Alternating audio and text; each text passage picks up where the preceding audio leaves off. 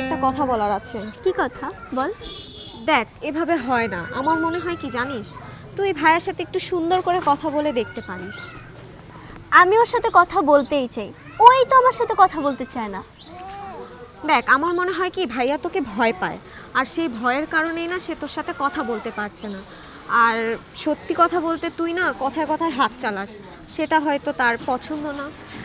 তুই এই কথা বলিস, আমি কথায় কথায় হাত চালাই? হ্যাঁ রে, আমি ঠিকই বলছি, তোর বান্ধবী হিসেবে আমি তোকে এই কথাটা বলছি। দেখ, তুই কষ্ট পাচ্ছিস, আমি সেটাও চাই না। আর ভাইয়া যে তোকে ইগনোর করে সেটাও আমার ভালো লাগে না। বুঝতে পারছি। শোন, আজকে না আমার একটু বাড়িতে যেতে হবে, আমার একটু প্রয়োজন আছে। আচ্ছা ঠিক আছে, তাহলে কাল দেখা হবে। আচ্ছা, আর রবিন ভাইয়ের সাথে তোর কী কথা হয় সেটা আমাকে ফোনে জানাস। ঠিক আছে, বলবো। যাই।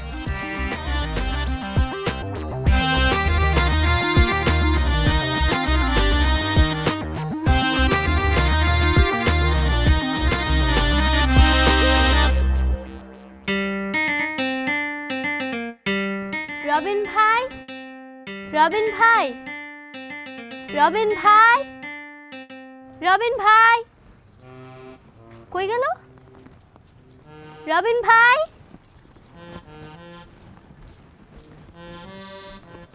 রবিন ভাই, এই লোকটা কই গেল?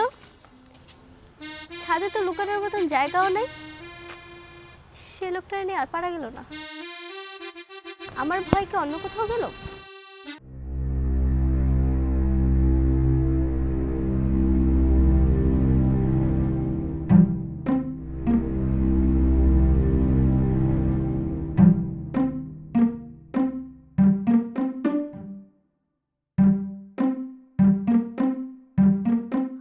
কিরে, এতক্ষণ কোথায় ছিলি তুই? ভাইয়া, ওই আজকে একটু আসতে আসতে না দেরি হয়ে গেছে। কিরে, তোর কি মন খারাপ? না ভাইয়া, এমনি ভালো লাগছে না, আর খুব ক্লান্ত লাগছে। খাওয়া দাওয়া ঠিক মতো করিস না, এই জন্য হয়তো এমন লাগছে। আমি তোকে কতবার বললাম কলেজে যাওয়ার সময় টিফিন নিয়ে যাস, তুই তো টিফিন নিয়ে যাস না। তোর খারাপ লাগবে না তো আমার খারাপ লাগবে? আমি তো ঠিক মতোই খাই ভাইয়া, আর যতটুকু খেতে পারি ততটুকুই খাই। আমি জানি তুই কতটুকু খাস। যা, ফ্রেশ হয়ে নে, ফ্রেশ হয়ে খাওয়া দাওয়া করে নে। হ্যাঁ, আচ্ছা ঠিক আছে ভাইয়া।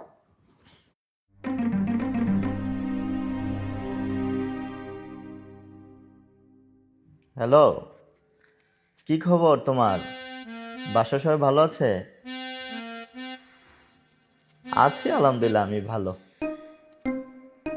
তুমি তো বাড়িতে যে আমাকে ভুলেই গেছো, আমার খবর নেবে কি বলো?